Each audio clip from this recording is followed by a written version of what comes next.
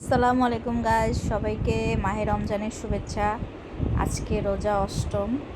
তো তো সবার জন্য একটি সুন্দর ভিডিও নিয়ে এসেছি, অবশ্যই ভিডিওটি দেখবেন।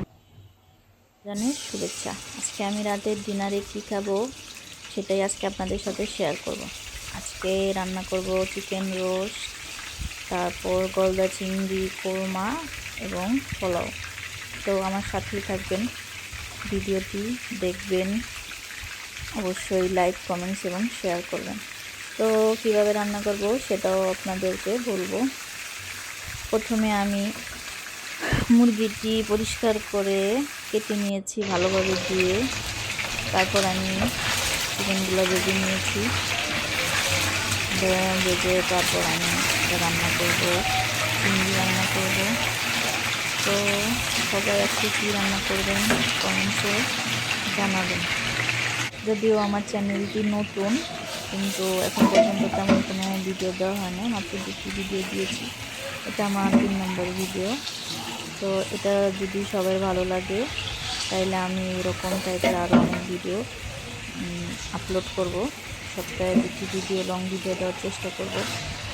আপনারা তো দেখতে পাচ্ছেন আমি শর্ট ভিডিও রেগুলার আপলোড করি। যারা আমার ভিডিও দেখেন তাদেরকে অবশ্যই ধন্যবাদ, অশেষ ধন্যবাদ। তারা আমার ভিডিও দেখে এবং কমেন্টস করে, তারপর অনেকে শেয়ারও করেন, সবাইকে অনেক ধন্যবাদ। তো প্রথমে আমি প্যানে পেঁয়াজ দিয়েছি, পেঁয়াজগুলো ভেজে নিব ভালোভাবে। তো পেঁয়াজগুলো ভালোভাবে ভেজে নেওয়ার পর এখানে আদা রসুন অ্যাড করব। আদা রসুনটাও একসাথে ভালোভাবে ভেজে নেব।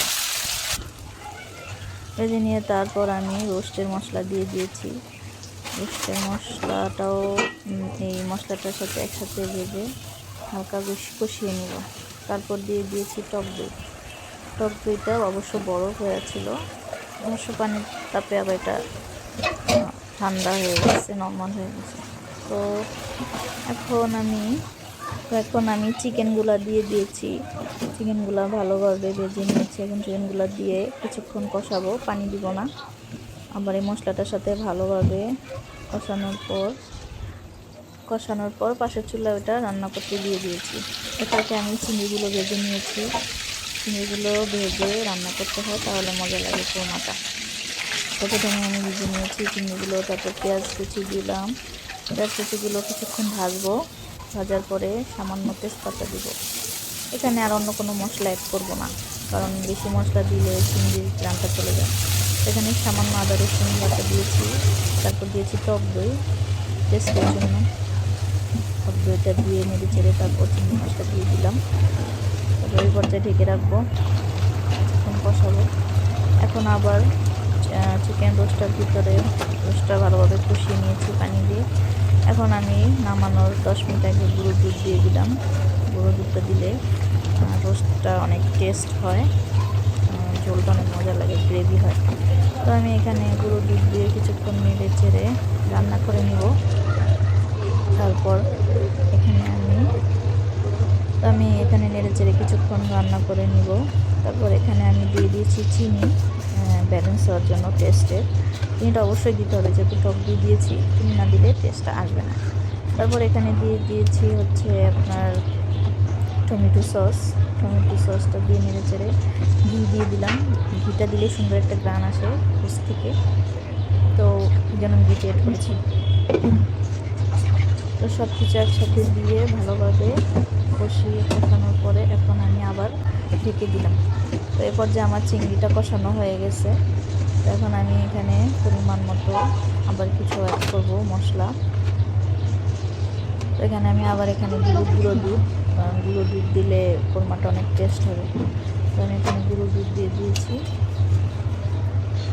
গুঁড়ো দুধ দেওয়ার তারপরে ভালোভাবে নাড়াচাড়া করে দিয়ে দিব পানি। তো পানি দিয়ে দিলাম, পরে একদম হালকা পানি দিয়েছি, বেশি পানি এখানে অ্যাড করি না। বেশি পানি দেওয়ার প্রয়োজন হয় না, কারণ চিংড়ি অল্প পানিতেই রান্না হয়ে যায়। যারা এটা জানেন না, জেনে নেন যে চিংড়ি মাছে একদম অল্প পানি দিয়ে রান্না করতে হয় কষানোর ভিতরে।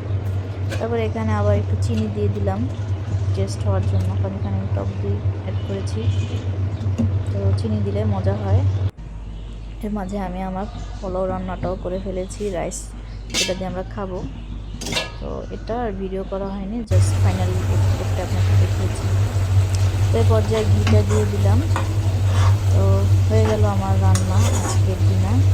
তো গাইজ, যাদের আমার ভিডিও ভালো লাগবে অবশ্যই আমার চ্যানেলটি সাবস্ক্রাইব করবেন এবং পাশে থাকবেন। ধন্যবাদ। তো গাইজ, শেষে মিষ্টিরও ব্যবস্থা করেছি। মিষ্টি দই এবং ছোট ছোট মিষ্টি আমার পরিবারের সবাই পছন্দ। তো ধন্যবাদ, গুড নাইট।